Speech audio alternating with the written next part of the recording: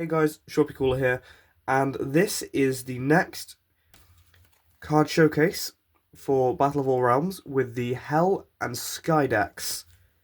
Um, I'm not doing a separate Heaven deck because I don't think there's really that much to work with because there's only so many angels you can make, as Zach from Chaos Galaxy has said with his game.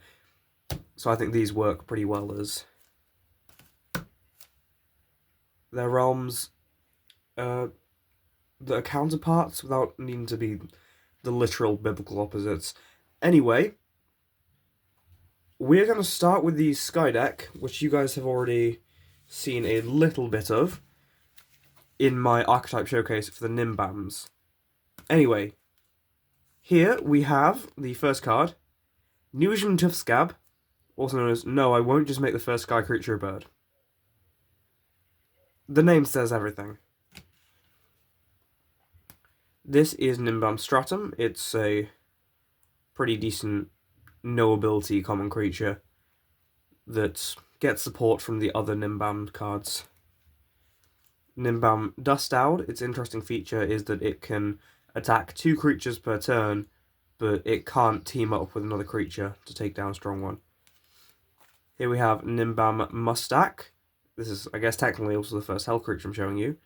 It's got a very good attack, really bad health, except with the advantage that, well, the main strategy with this is there's an activator later on, which after you kill a card with this one, you can retrieve it back into your hand and play one with more health, so that you don't lose it because it's got pitiful health if you do leave it in. Here we have Nimbam Stumas, very inspired by the Weathermen from Chaos Galaxy. It's, I'd say no ability. Its ability just says it's also a water creature. As you can see from it having this other colour here as well. Oh, but if it ever becomes relevant as to which is the primary type of a dual element card, it's the one that the icon is shown of. But so far there hasn't been any situation where that's important. So this is Terraplume returning from Creatures of Battle. Probably quite a bit better looking here. Definitely better with the not just completely white text background. Stats aren't the best, but it's cool to have. Here we have Skeledrill. You will notice a common theme of kind of vaguely bone-themed cards in some of these decks. Obviously there is Half-Fossil in the Rock deck, and there's one in the upcoming Hell deck, but yeah, my anatomy is probably way off on this. I highly doubt their beaks/jaws just do that, but you know. And here we have the most unoriginal card in this deck, Birdie McBirdwing. It's just a bird with a second pair of wings to make it even more bird-like. Because every sky, wind, any element like that has got to have just some basic bird. Here we have Typuff. It is a small pterosaur with a colourful sail. No ability, not much to be said. Just a pretty cool common creature. And here we have Stuffy Dragon. So this might seem like a random choice to have a dragon that's entirely made out of fabric and cotton, but is somehow alive just in this deck. But when you realise that I'm making these decks for some of my IRL friends, the person who I'm giving this deck to actually made this thing in real life, and I'm basing the card off of it. You'll see that in some of the other ones, like the Cosmic deck is going to have a Space Capybara, because that's an inside joke. Anyway, here we have Nimbam Taifu. It's this kind of, well, typhoon. On death, add 1 Nimbam creature from your deck to your hand. You'd think this would be like the kind of boss of the archetype, but you're very much better off playing it early to set up the rest of your Nimbams. Here we have Sky Incarnates. This massive cloud thing with wings. You must kill 2 of your own sky creatures to play this. Pretty standard for Incarnate. Its stats are higher in attack than health, but pretty balanced. So you'll be able to dish out a lot of damage. I don't think there's anything that can survive an attack from this other than the Rock Incarnates.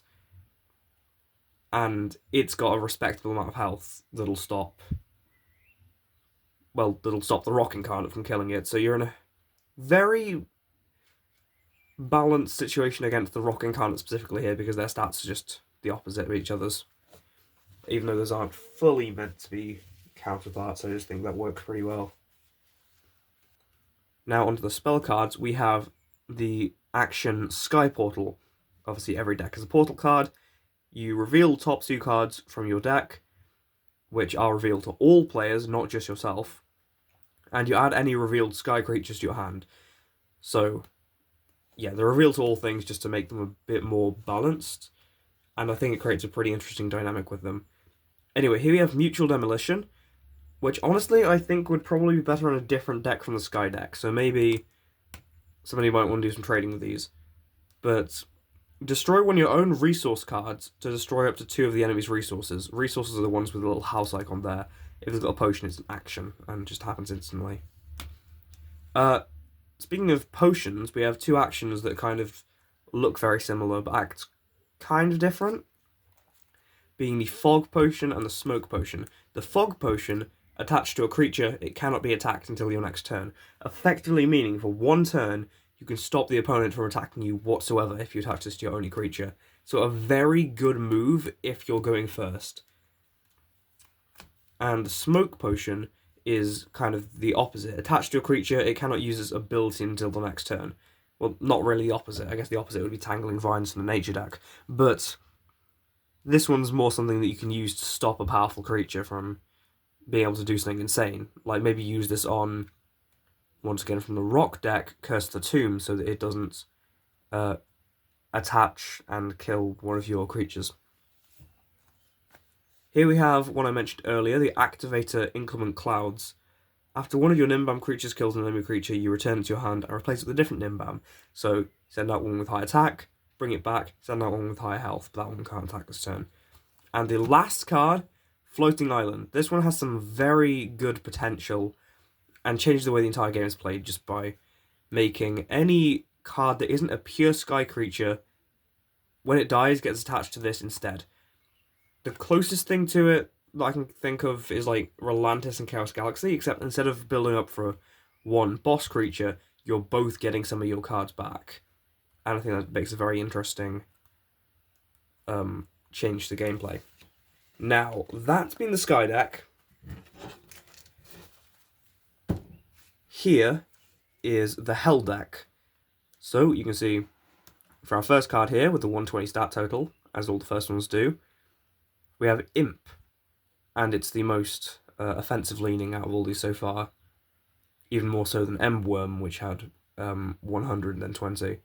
I think 110, 10. Makes it very clear that this is going to be a very attack-heavy playstyle. Now, our first archetype, the Delementals.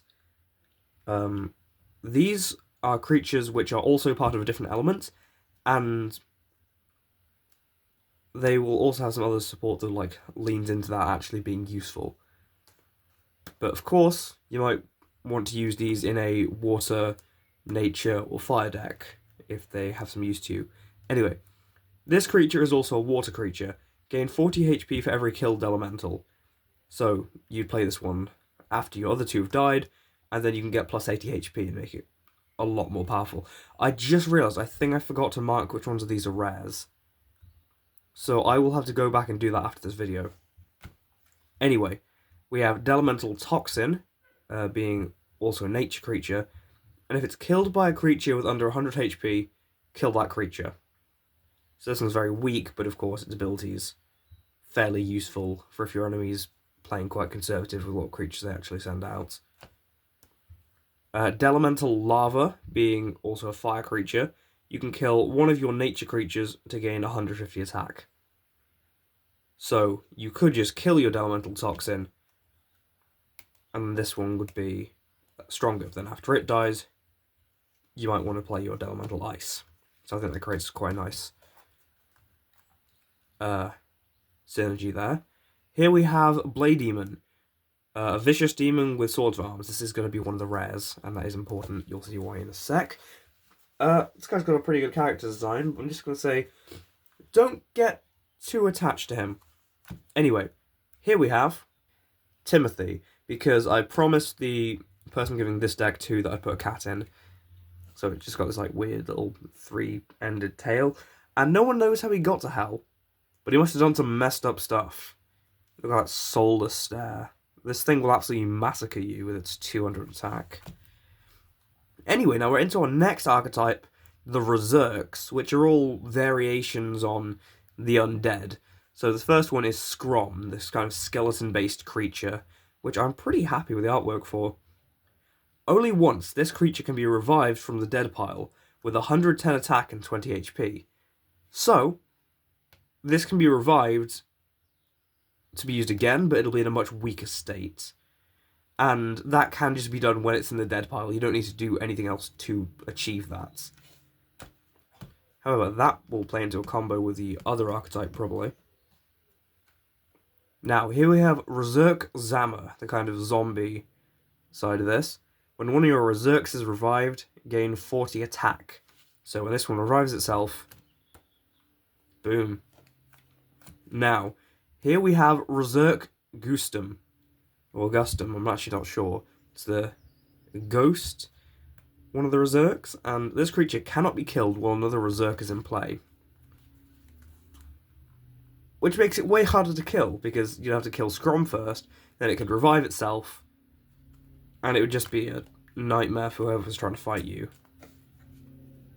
And it's got a pretty good attack stat as well, so you might not want to use this one until you can actually pull off the combo. Oh, I just realised the next two are out of order. Well, okay, they were in the right numerical order, but I changed them. I changed their numbers so that the incarnate from this deck could be 100. Anyway, this is Cerebrand Beagle. So, like, Cerberus, the three-headed guard dog of hell. But it's a beagle. And, well, beagles will eat absolutely anything. So I kind of played into that a bit for its description. A ferocious guard dog with 3 heads. One eats flesh, the second souls, and the third eats rocks. Guess in the comments down below which of these does which one of these is a rock eater.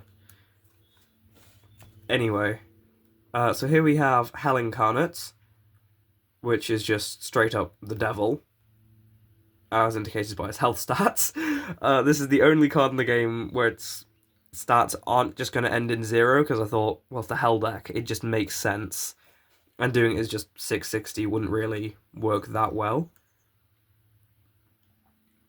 So you must kill 2 of your own Hell cards to summon this, as you'd expect from an Incarnate. Okay, now we have the Hell Portal, which I really like how this looks, mostly because the Trident either in the corner of it.